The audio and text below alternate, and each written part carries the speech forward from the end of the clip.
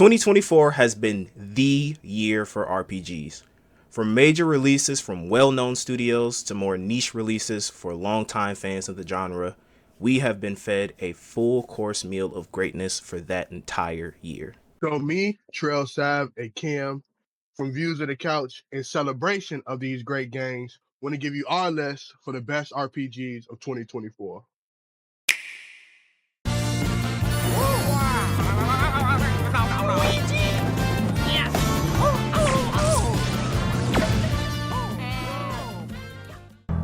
Well, one of those games I got was a little well-known gem you may have heard of called Mario and Luigi Superstar Saga.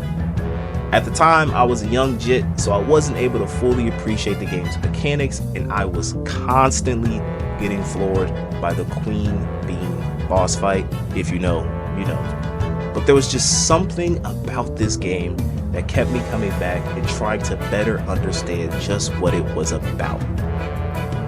Eventually though, I grew up and I didn't have my Game Boy Advance anymore because I gave that away to my little brother. So through some, how shall we say, alleged means, I was able to finally exorcise a demon from my past by beating the Queen Bean boss fight and going on to eventually beat the entire game. Fast forward to 2024, we got an announcement through one of the earlier Nintendo Directs of this year that we were getting a brand new entry into the series, Mario and Luigi Brothership. Personally, I was shocked given the fact that the development studio behind this series, Alpha Dream, was shut down back in October 1st, 2019 after declaring bankruptcy. But I knew that this was a game I could not miss out on. I wasn't able to play the other games in the franchise, those being Partners in Time, Bowser's Inside Story, Dream Team, and Paper Jam, but my love and nostalgia for Superstar Saga had me locked in on this game's release date.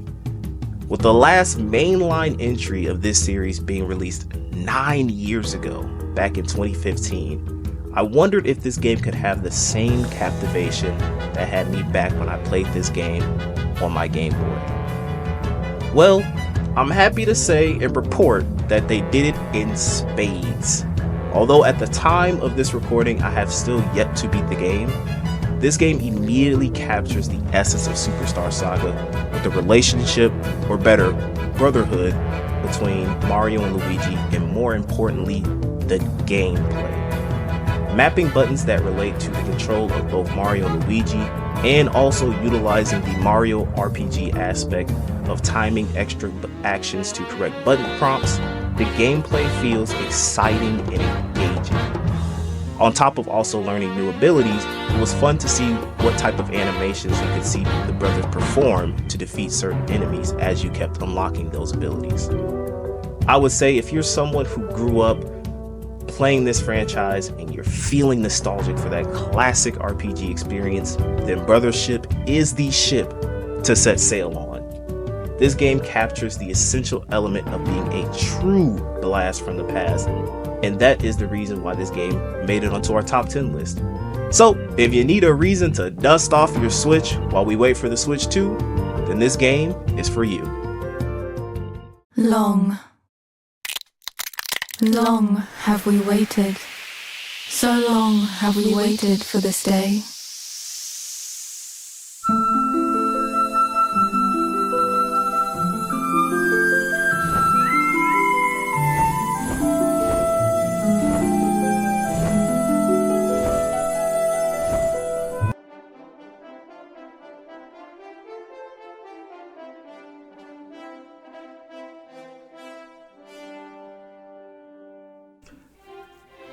Who here remembers Let's Plays?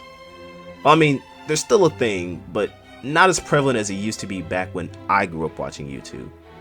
I can say with 100% certainty that this list would not even be a thing if it wasn't for Let's Plays. More specifically, the person who I dub the grandfather of RPGs and my gateway to a lot of turn-based RPG franchises, H.C. Bailey.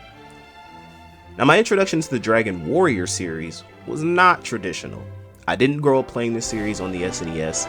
and the only thing I knew about the series at the time was that the characters were designed by the GOAT himself, Akira Toriyama. It wasn't until I saw Let's Play of Dragon Quest IV from H.C. Bailey that I garnered an interest for the series, but not enough to make me want to play it in general. His Let's Play of Dragon Quest V, on the other hand, was the gateway drug that got me invested into the series. During the PS4 era, I happened to catch the latest entry in the franchise, Dragon Quest XI, on sale. So I bought it, played it, and to this day, it is hands down one of the best modern RPGs I have ever played.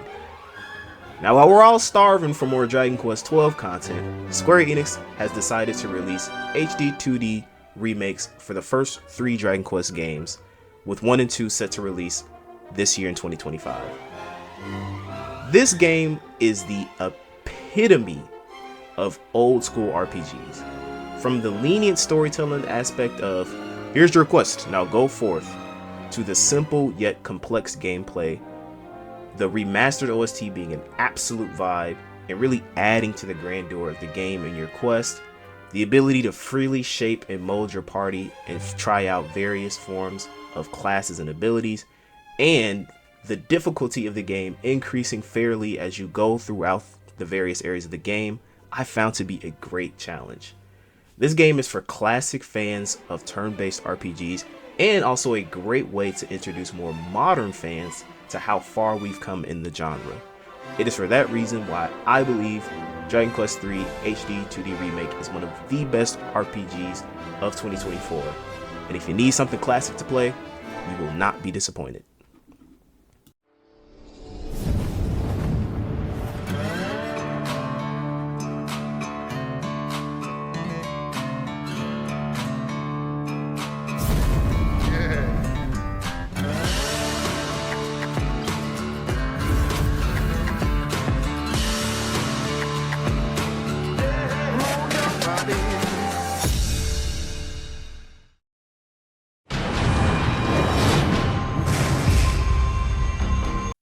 Man, what can I say about Like a Dragon Infinite Wealth? Even though this is a beloved series, this is probably one of the most underrated games out of the big IPs this year.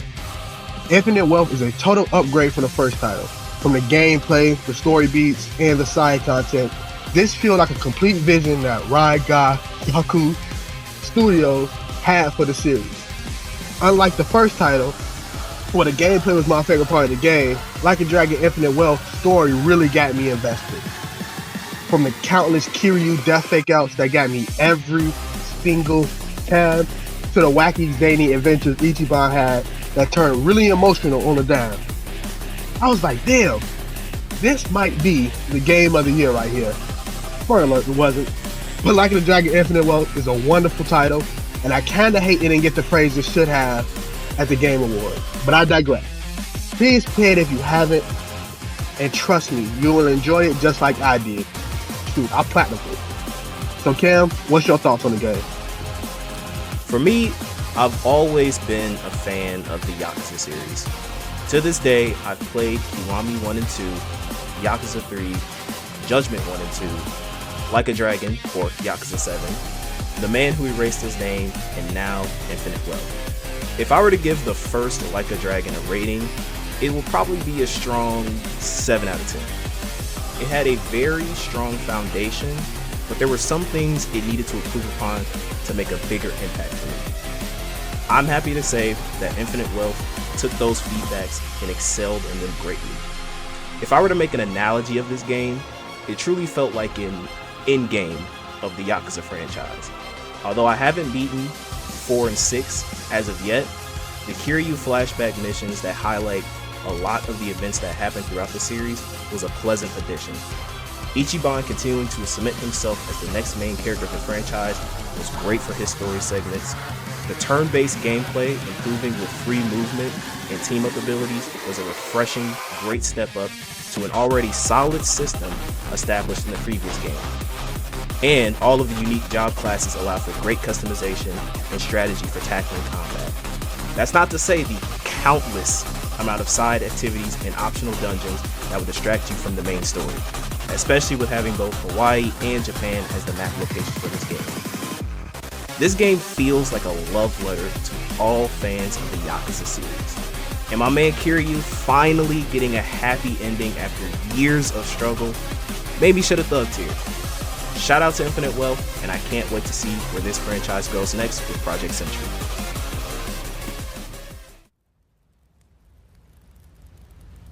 Legend has it that long ago, a group of 7 heroes rose up and saved the world from hordes of merciless fiends. Their names were thus: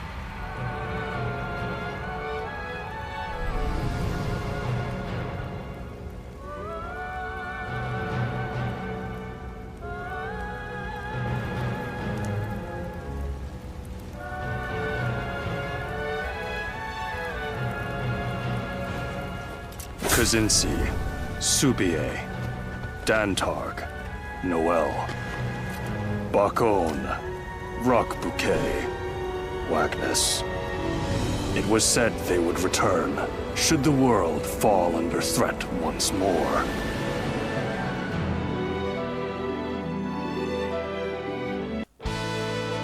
Alright, now let's talk about Romancing Saga 2, Revenge of the Seven. This title for sure is my sleeper hit of the year. Now, I have no history with this series whatsoever. All I know is that it's another kind of niche Square Enix RPG series. At the time, I was in a bit of a gaming drought after I beat Dragon Quest III HD 2D Remake, and I needed something else to play. I bought this game completely on a whim. I didn't see any trailers or gameplay or reviews. I just saw it was a turn-based RPG and decided to trust that I would enjoy it myself. And man, did I enjoy myself. For this game to be a remake of a 1993 SNES game, this is one of the most unique RPGs I've played in a while. I was addicted to this game the moment I began playing it. I'm talking about staying up to 5 a.m. and having to force myself to go to sleep because I could not stop playing it. The whole inheritance / time skip feature of building up your main character through multiple iterations of different job classes was awesome.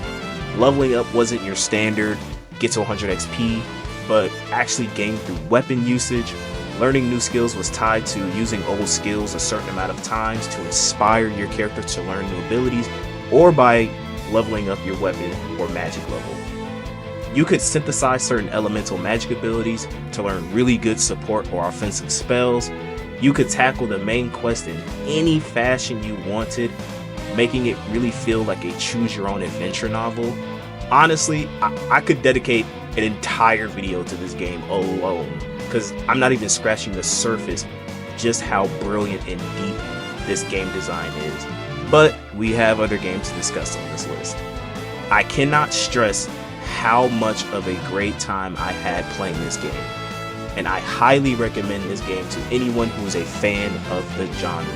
Whether full price or on sale, you won't regret it.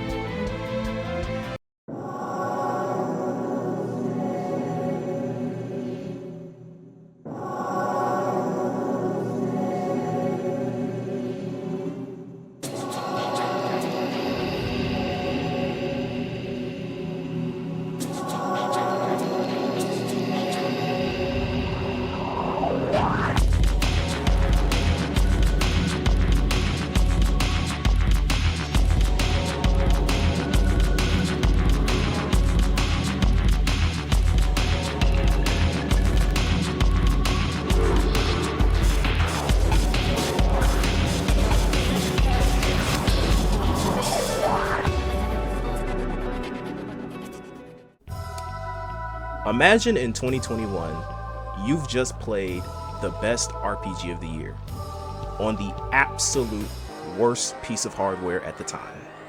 Well, that was my experience with the original port of Shin Megami Tensei 5. It was my personal game of the year in 2021, and I kept thinking in the back of my mind, if only this was multi-platform. If only I could play this game on better hardware.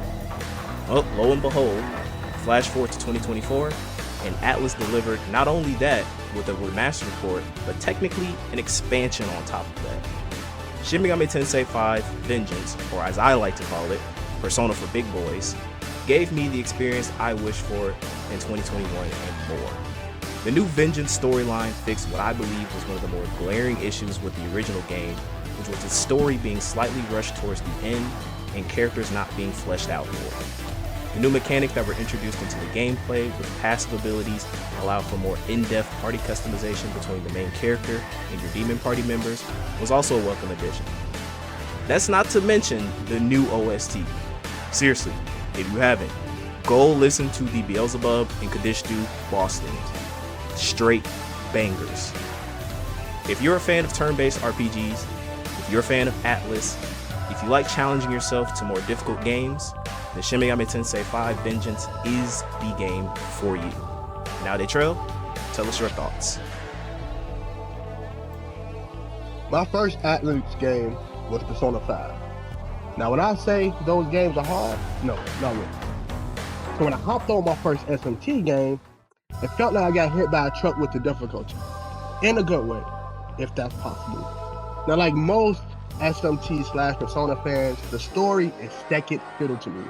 I'm like ass catching when it comes to, no, he sucks. I'm like Red from Palatown. No way, I suck at the game. I'm like ass catching when it comes to these games. My whole purpose is to complete the compendium. And did I do that? No. But I still had the time of my life trying to do it. Another thing I love about this game is the side quest, the demons, and the monsters and the things that you are talking to are some of the funniest yet emotional characters in the game. This must be how King Von felt on a day-to-day basis.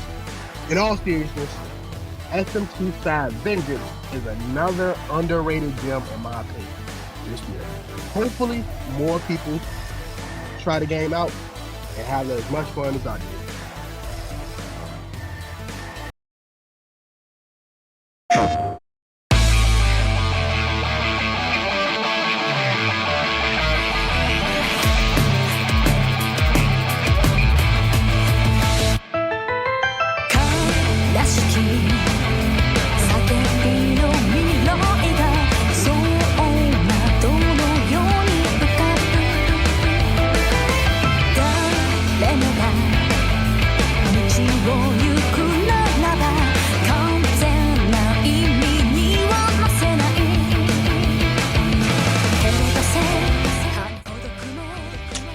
Oh man, where do I start with this one? Words cannot describe how much of a fanboy I am of the Legend of Heroes series. I got my start on this series through the Cold Steel games, and let me tell you something. This is hands down one of, if not the best RPG series I've ever played.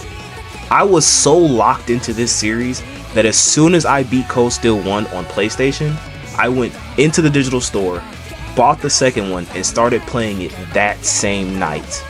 I remember being absolutely ecstatic when Cold Steel 3 was announced, and as soon as it was available for pre-order, I immediately copped it.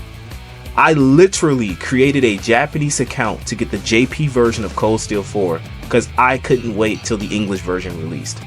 I was there in the Discord servers when the infamous botched digital release of Cold Steel 4 happened. I bought the JP version of Reverie after I was done with Cold Steel 4 because, again, impatience. Even though I haven't played them all yet, I have all 3 Sky games on my Steam account. I'm currently playing through Azure. Reverie was in my top 5 games for 2023, and I am stoked for the Sky remake that's supposed to release later on this year. All that to say, yeah, he talking about he got Polo. Polo. oh, Polo. whoa, Polo. Hold on, them all big ponies, nigga. Polo. Stop that shit. Polo. Hold on. God damn it, all they getting in the way. Polo. yes, I played The Legend of Heroes Trails into Daybreak, and I absolutely loved it. I should also note that prior to the official international release, I bought the Chinese version on Steam and downloaded the English patch to play it before we got a release date trailer. Yes, I'm that addicted to this series. I noticed immediately that this series is taking a more mature tone with dealing with the more criminal underground aspect of the series, and they use swear words. Ooh. Nah, I'm kidding. But in all seriousness, this game was an absolute blast from start to finish. The characters were great, the story was engaging, and the new gameplay features made combat way more exciting by blending in some ARPG aspects with some more modern takes on turn-based combat. And although the series never really had super impressive graphics, the leap from Reverie to this game is impressive and warrants being called out. Also, Back Alley Sign is an absolute vibe and something to relax to if you're in the mood for it. It's hard to recommend this game to new people because there's so many entries in the series to catch up on, but if you're willing to take a journey through the Legend of Heroes, then it is a journey that will keep you engaged from start to finish. Also, Falcom and Nipponichi Software, just in case you're listening to this, make these games have simultaneous worldwide releases, and my life is yours!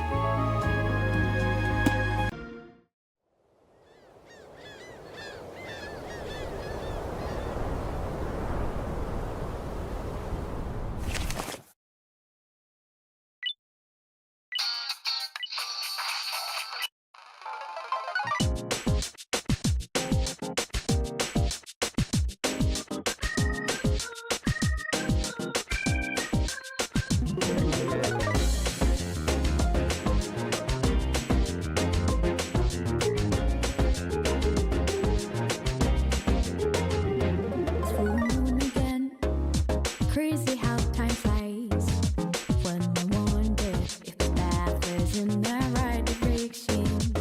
But I do believe things come to life. That opening is a thing of beauty. I love the Persona game. Now, disclaimer, I didn't play the first two. I'm an unc, not a grandpa. And do I play all the dancing games? No, your boy ain't got rhythm. But Reload speaks for itself. A great story, great gameplay, and a 10 out of 10 soundtrack. What else can you ask for in an RPG? It delivers. Also, shout out to Lotus Youth. Is the bars peak? If you wanna go ahead, free to do whatever, I'm chilling on my bed. I'll let you be the judge of that. All in all, it's an extremely emotional game, just like all the other Personas, that delivered in all the departments. But I can't help but say this. If you see a blind Jesus ripoff, free baller in Wrangler jeans, and a little nigga with grenades in his suitcase, when you not start them? I digress. Just letting you know, if I was in the game, that joint would have been 2 minutes. But it is what it is. I'm being a dead horse at this point. If you haven't played the game, please play it. Cam, your thoughts?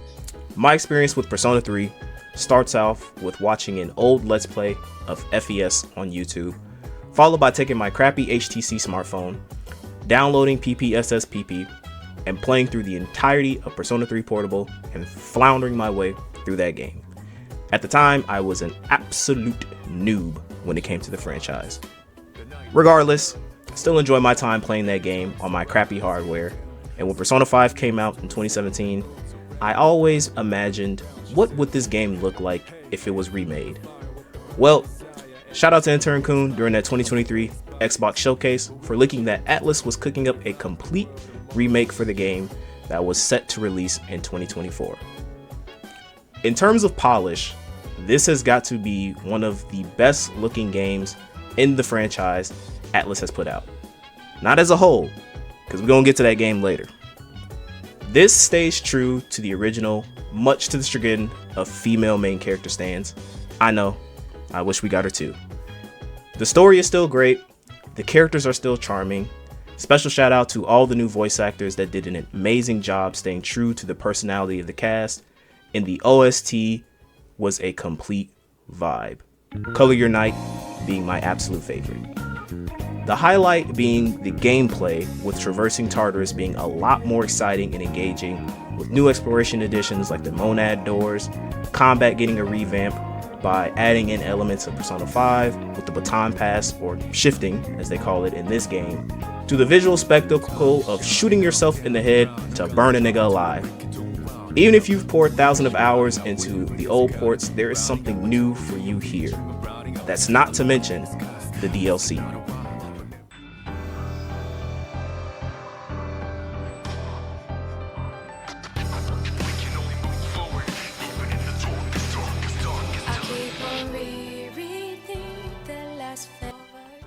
Might be a hot take, but I think that opening clears the other one. Episode Aegis, again, stays true to its roots from the original port, with upgraded visuals. I like to think of this DLC as Baby's first SMT, because it's more difficult than the original game. This DLC will test your knowledge of utilizing fusions, maximizing your dungeon treks, and understanding your party members' strengths and weaknesses, including the new addition to the team, Metis. Spoiler alert! This DLC is very emotional, as the crew is dealing with the aftermath of the main character's death due to his sacrifice to stop Nyx. What answers did he find in life? Is he truly dead or not? What is Metis' connection to Aegis? Well, the answer is there for you to find out if you dare. All in all, another great entry for Atlus, and certainly not the last one on this list. And as Detrail said earlier, if you haven't, you need to play it.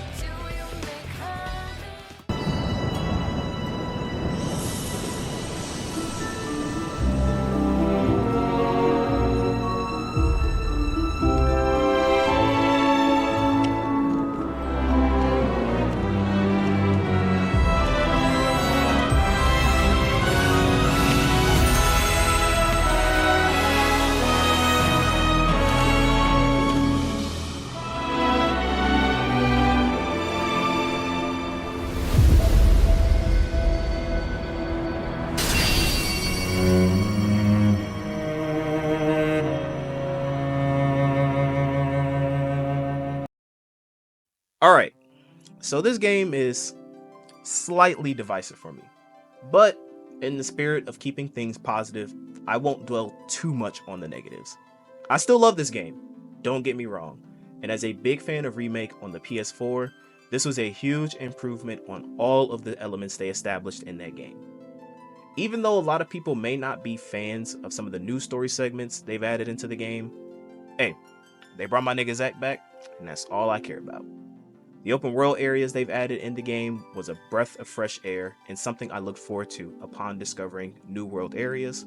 The combat continues to evolve in the right direction with the perfect blend of action and strategy, and customizing your characters with various materia allow for some pretty fun and really broken combinations if you utilized it right.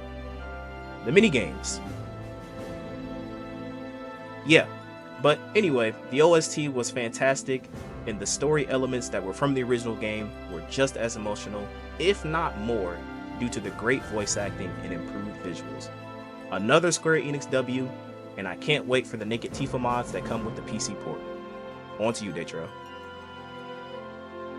Hey man, look, I don't know what to say. This game might be perfect to me. I never had this much fun playing a Final Fantasy game since 15, and that's my favorite game of all time, no cap. I enjoy Remake. It was great, but it felt unfinished to me. But Rebirth is like a rebirth, if that makes sense. When people talk about first-party Sony games, this is what I want. A blockbuster, action-packed, rich story, mega hit. I can't express how much this game made me feel emotional also. Spoiler, we all know Sephiroth dunks on Aerith with the shot riding down to 0 on the shot clock. But when it happened, I was like, damn. Also, Cloud CTE getting worse by talking to Ghost Aerith, even though she is rolled up in the pack currently, had me holding back tears. Even though the mini games made me have to buy a new controller, there's one thing that kept me going.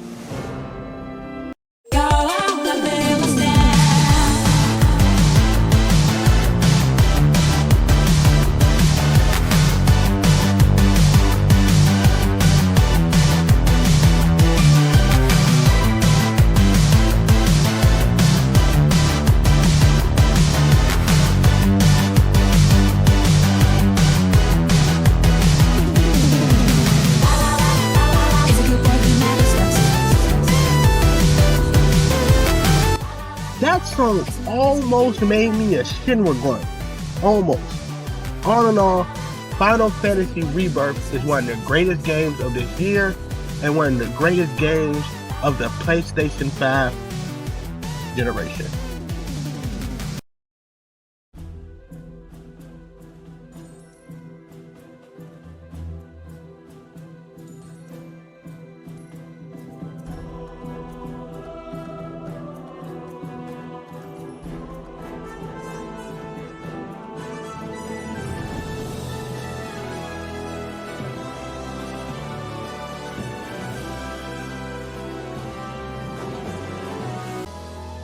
Hey man, I'm gonna keep it a beam.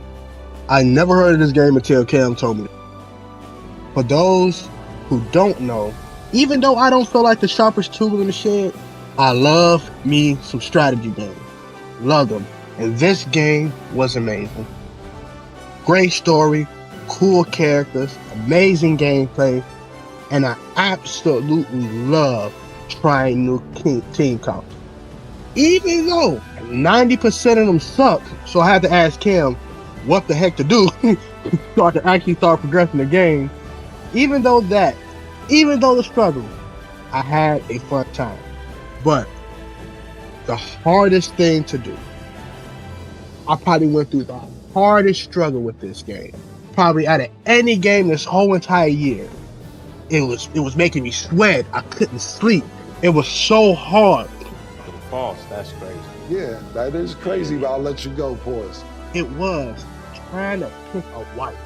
You had Scarlet, who been there since day one. You had Bernice, who had legs of a goddess, and Amelia, he speaks for herself, go look it up. But through days of tough decision making, through days of asking my mom, my friends, who should I take as my wife? I made the decision by picking Baron Garriott. Now, if you hate my decision, if you see me throw her on the screen and like, what is wrong with you? You can do this one thing. You can pick up the game yourself and play it. Cam, what's your thoughts?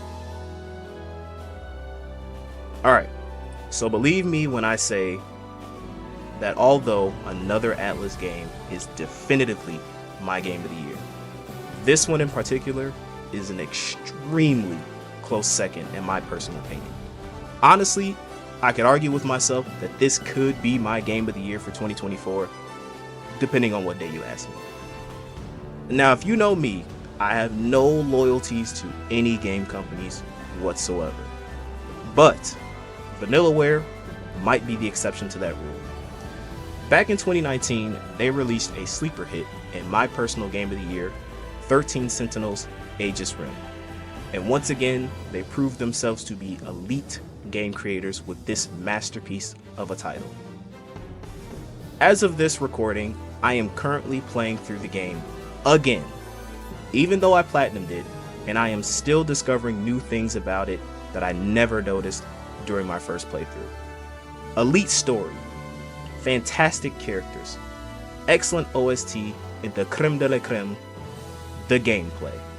If you're a fan of real-time strategy games, you're going to have a blast with the combat of this game. Special shout out if you're an IT nerd like myself and love playing with if-then statements.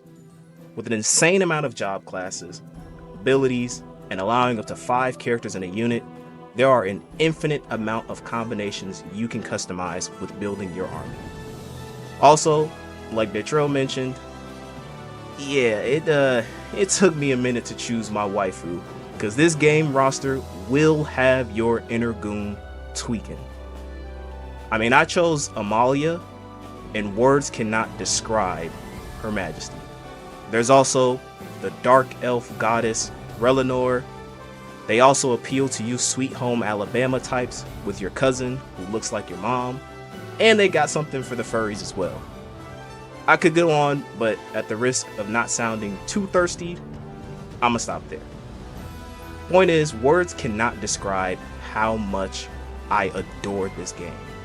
If there is a rating higher than a 10 out of 10, then that is what this game is and more. Do yourself a favor right now. buy the game, play it, and then drop in the comments below, thanks Cam, and I'll say, you're welcome.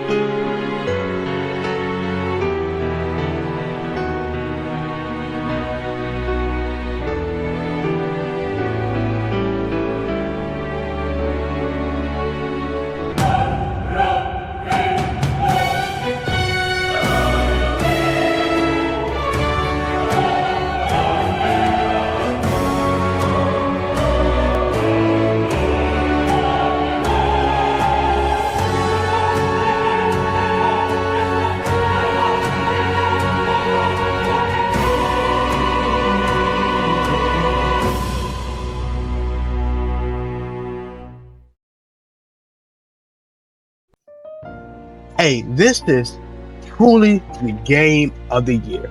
I feel like this is Atlas Magnum. And Persona 5 got Atlas out of the niche JRPG company. Metaphor made Atlas a titan in this industry. I got a confession to make though. Sometimes in these games, I skip dialogue. I'm sorry, but a nigga ain't got time for reading all of that. But with Metaphor, I didn't skip one thing. I read it all because it's an amazing story. One thing Atlas does great is make you fall in love with your comrade. And usually, I have a favorite out the groups like TA in Persona 4 or Haru in Persona 5. But in this game, all my homies was my favorite homie. Now the soundtrack, 10 out of 10. No need to keep beating you over the head with that. But one thing I love about this game is the archetypes and the characters. The archetypes and the character customization has a lot of things you can do with it. One thing I like is that you can make each one of your favorite characters just as strong as the main protagonist. So if you're smart enough, you can go in those dungeons and start smacking stuff. Another thing that I love is the art direction, and particularly with the boss fight. A lot of the art direction was inspired by paintings from Horominus Bosch, so it shows that Atlas got a little culture in them, but all the boss fights was epic. It really felt I was playing a AAA blockbuster game that you really don't get to feel sometimes in JRPGs. This game is amazing. I can't express it enough. It is one of the games you should buy right now. Buy it. Go to a PlayStation store and buy it right now. If you don't have the money, put in the comment section, Cam, Trell, I'm broke. I can't pay it. Amazon and Walmart not paying no. We might get you that copy. Disclaimer, we might not because it's hard out here. But all in all, please play this game now. And Cam, take it away. Peak. I mean, honestly, I could just end it there. With this game, Atlas has crowned themselves RPG champions of 2024. Metaphor ReFantasio is an absolutely flawless game and the definition of a masterpiece. Artistically, this game is extremely gorgeous. The canvas art style blends so perfectly with the medieval fantasy theme of this game, and there are so many moments in the game where I'm wondering, damn, how many pixels did it take to create this beauty?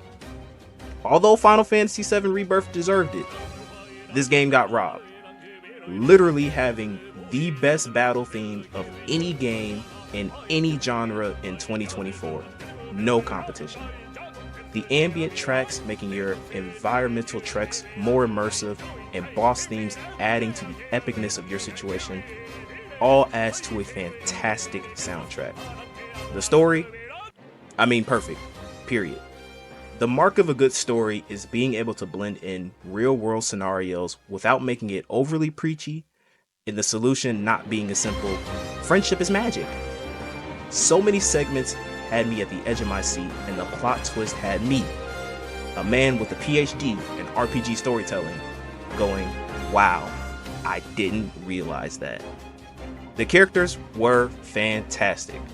Shout out to my day one Stroll, the tall elf waifu Hulkenberg, the bat rat father figure Heisme, our kinda, sorta, maybe love interest Juna and Yufa, and the absolute latte Basilio. Gameplay is stupid good. I mean, it's stupid how good this combat is.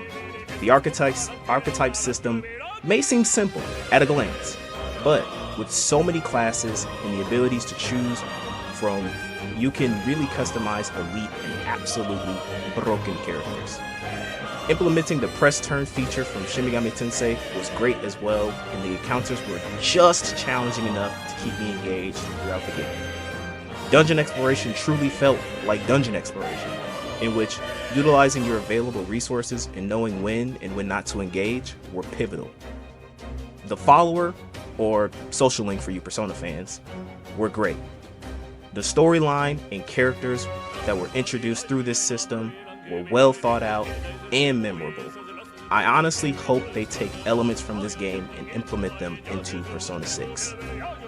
Perfection is a word that still undermines how great this game is. The only flaw that this game has is that there is no romance, which is highly criminal considering how many great waifus are in this game.